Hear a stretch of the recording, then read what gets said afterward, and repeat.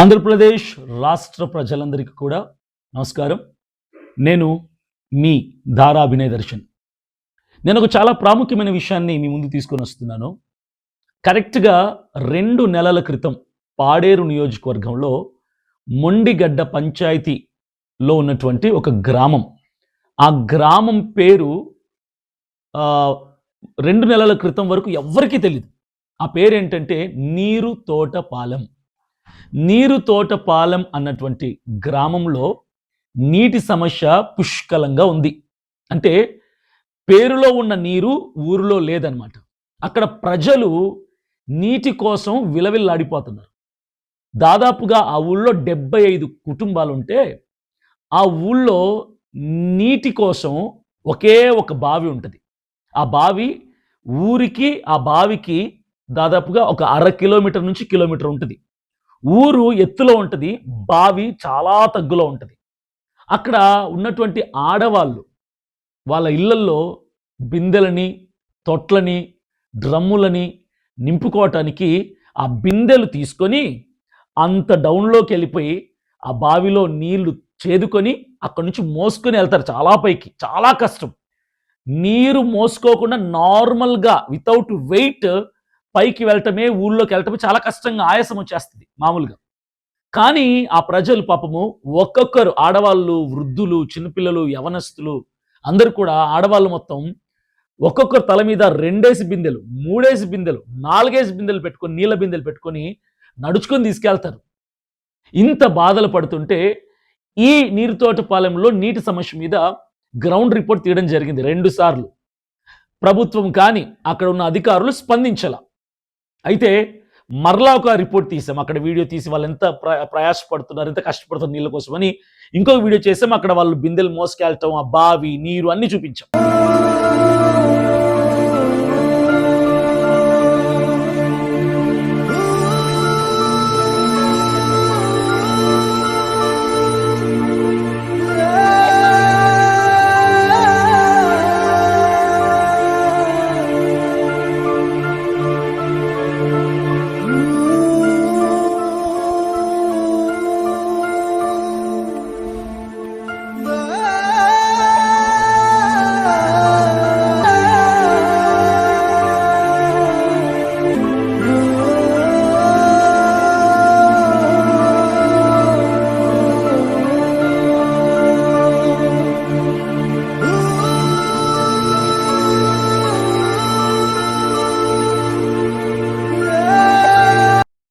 తర్వాత ఎంపీడీఓ గారిని కలిసాం.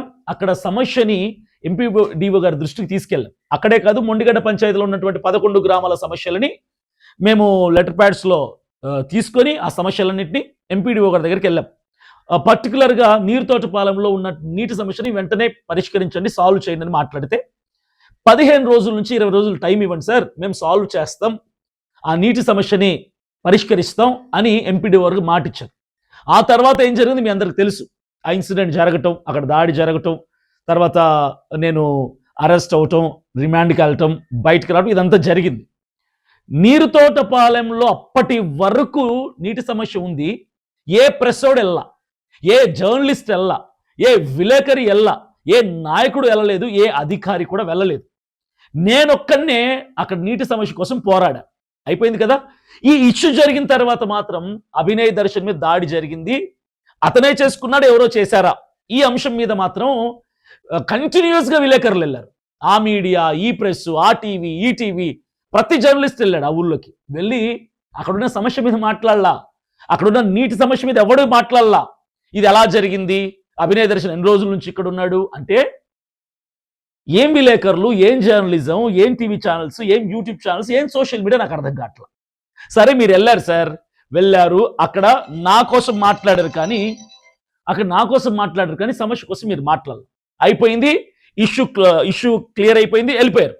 ఇప్పటి వరకు నేను ఇప్పుడు మాట్లాడే పాయింట్ వినండి. ఇప్పటి వరకు నీరుతోటపాలెంలో నీటి సమస్య అలాగే ఉంది, పరిష్కరించలేదు. ఎవరు మాట్లాడలేదు, ఏ అధికారి మాట్లాడలేదు, నీటి సమస్యతో అలా ఉండిపోయారు.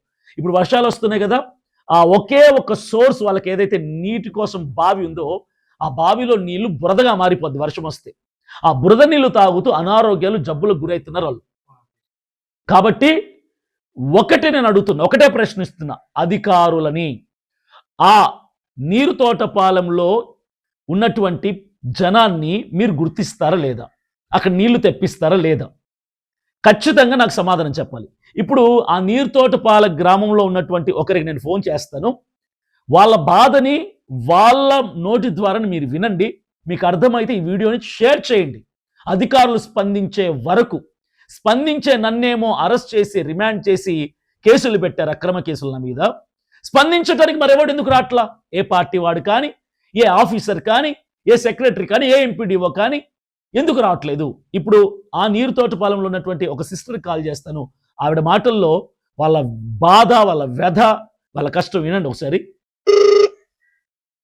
హలో హలో అమ్మా, బాగున్నారా? నేను అభినయ దర్శన్ అమ్మా. బాగున్నాం సార్, మీరు బాగున్నారా? బాగున్నామ్మా. ఎక్కడున్నారు మీరు? నీరు తోటపాలెంలో ఉన్నా. అవును సార్, నీతోటిపాలెంలోనే ఉన్నాం. ఓకే అమ్మా. ఇప్పుడు నేను మన గ్రామాల్లో పాదయాత్ర చేస్తున్నప్పుడు, అక్కడ గ్రామ సమస్యల మీద నేను పోరాడుతున్నప్పుడు, మన గ్రామంలో నీరు తోటపాలెంలో నీళ్లు లేదు అన్న సమస్య మీద 2-3 సార్లు మాట్లాడాము.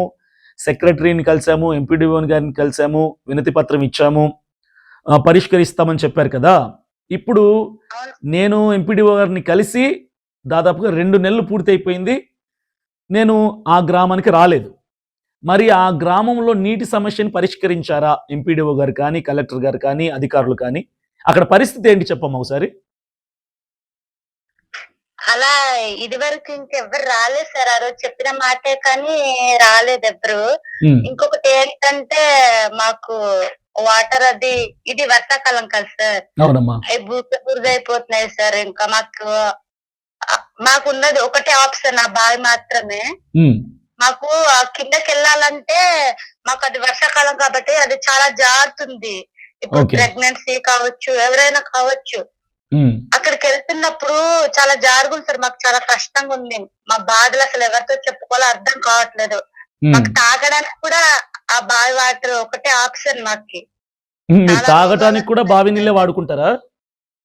తాగడానికి అన్నిటికీ సార్, అన్నిటికీ ఆ బావి మాత్రమే మీకున్న అవకాశం. ఒకటే అవకాశం సార్, మాకు బావి మాత్రమే. మరి ఇప్పుడు వర్షం వచ్చి బురదగా అయిపోయాయి కదమ్మా నీళ్లు, మరి ఇప్పుడు ఎలా చేస్తున్నారు? అయినా అవే తాగాలి సార్, మరి తప్పదు కదా. అది ఒకటే ఆప్షన్ అయినప్పుడు మరి ఏం చేయలేం సార్. ఓకే అమ్మా, ఓకే అమ్మా.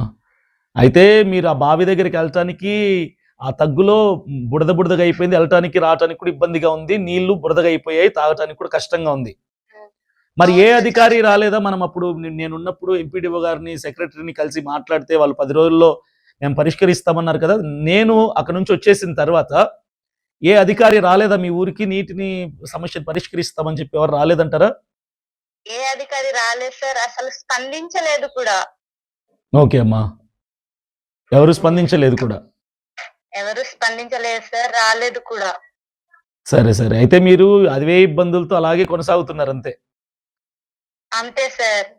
సరే సరే అమ్మా. వాటర్ వల్ల కూడా మాకు చాలా ఇబ్బందిగా ఉంది. జ్వరాలు, దగ్గు, అయ్యో, అటువంటి వచ్చే అవకాశం ఉంది సార్. మాకు మా ఆరోగ్యాలు పాడైపోయే అవకాశం కూడా ఉంది.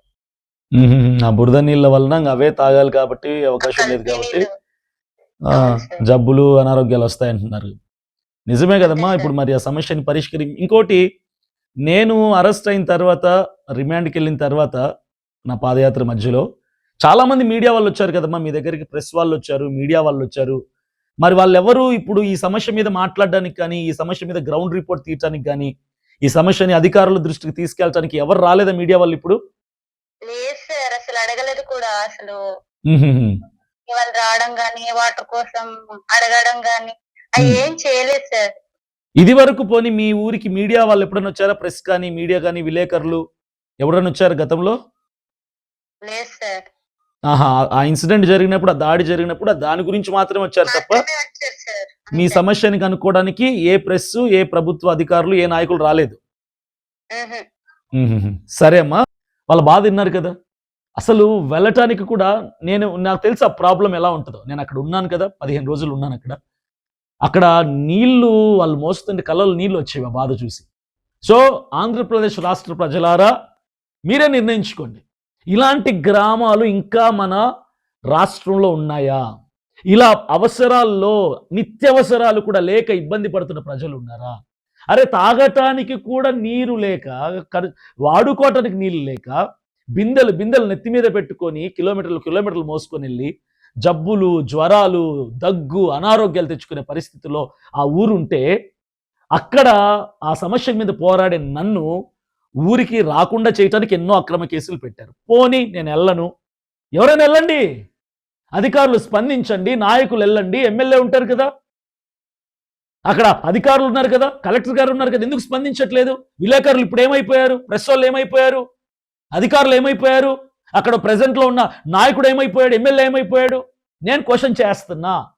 I have my right to question whole the department, all the officers, all the government officials, all the politicians, ఎవరెవరైతే అక్కడ సంబంధిత అధికారులు, సంబంధిత నాయకులు ఉన్నారో వీళ్ళని నేను ప్రశ్నిస్తున్నా. అక్కడ నీళ్లు లేక జనాలు, ఆడవాళ్ళు, చిన్నపిల్లలు, యువతి యువకులు బాధపడి అనారోగ్యాలు పాలిట పడుతుంటే మీరేం చేస్తున్నారు? నన్ను పంపించారు సార్, నువ్వు ఎవరో కడపోడివిరా, నీకు పాడేరులో ఏం పని, నువ్వు కడపోడివి మొండిగడ్డ పంచాయతీలో ఏం పని, నువ్వు కడపవాడివి, నీకు నీరు తోట పాలెంలో ఏం పని అని నన్ను ప్రశ్నించారు. నన్ను రావద్దన్నారు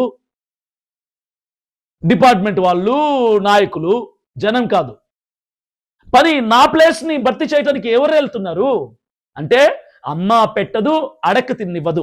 నేను వెళ్ళి సమస్య మీద మాట్లాడకూడదు, మీరు వెళ్ళరు, మీరు ఎవరిని పంపించరు. సూపర్ న్యాయం సార్ మీది, ఫెంటాస్టిక్ న్యాయం, చాలా బాగుంది.